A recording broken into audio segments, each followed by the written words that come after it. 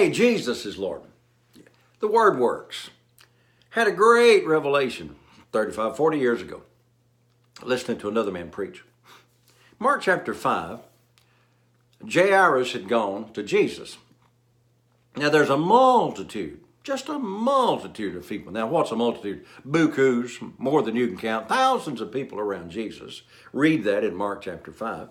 But Jairus said, Lord, if you go with me, my little daughter, which is at the point of death, she shall be healed and she shall live.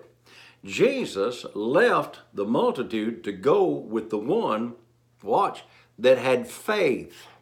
He didn't go with the one that had a need, because there's needs there. I mean, you know, you go to a church service, 100 people, or you go to a big church, 1,000 people. There's going to be a lot of folks in there that need healing. I mean, there's going to be sick folk there. But Jesus is not moved by their need. He's moved by the faith of the one. Now watch, I say this a lot, and I've had people get a little upset at me over it.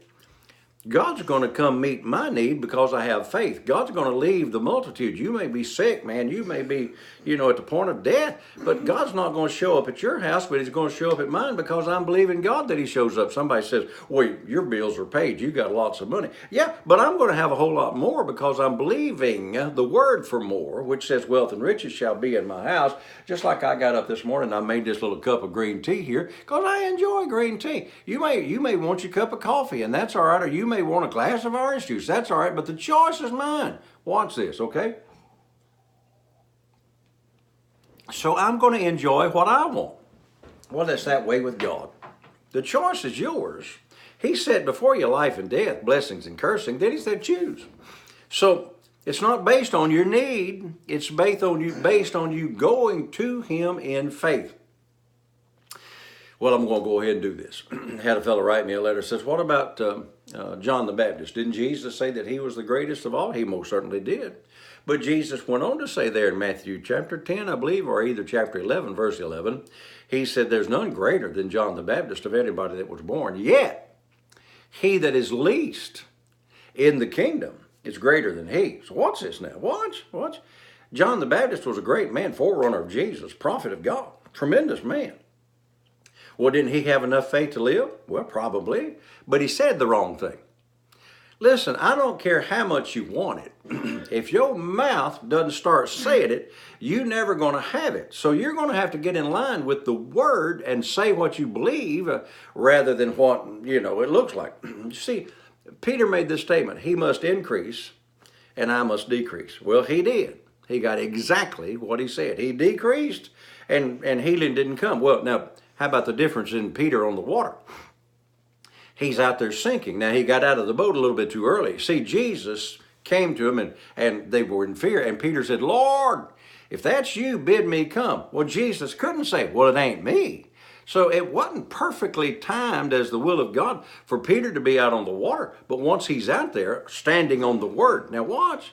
Peter really didn't walk on the water, he walked on the word. Because when Jesus said, come, he walked on that word. He got out of the boat and on that word. But as he was going toward Jesus, he got his eyes on the surrounding circumstances.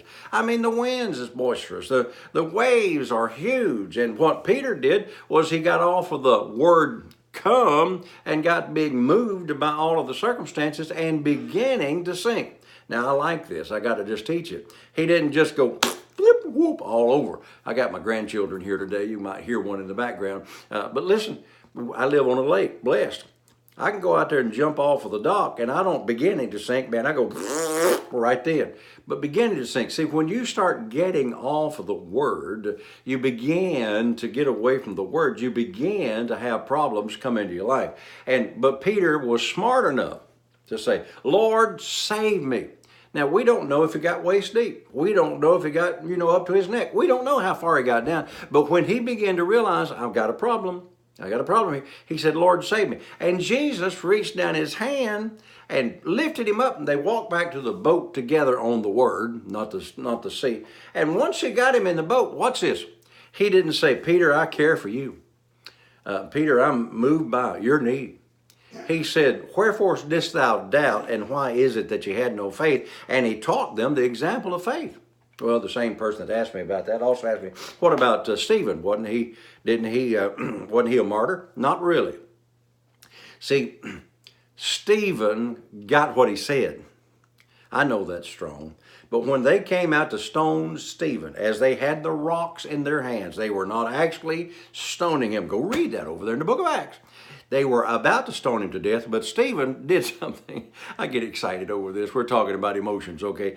Stephen said, Lord, I commit my spirit into thy hands. And he left there, and they didn't even get to stone him. He wasn't a martyr. He chose. He said, Lord. He didn't say, Lord, deliver me. He didn't say, Lord, help me. He didn't say, Lord, I lay not this sin at their charge.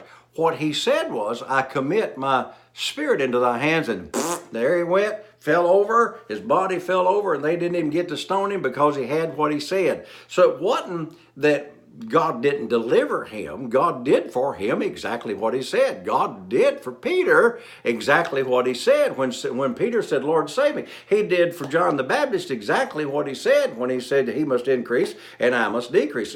Hey, listen, I don't care what you are believing for and who's praying with you and for you, saints.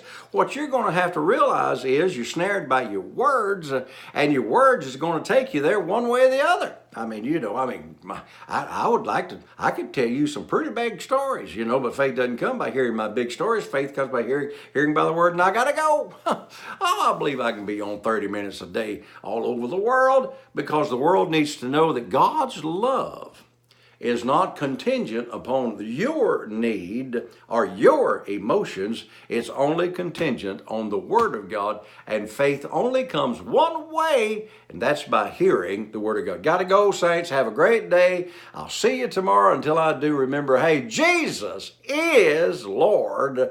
Thank God the Word works.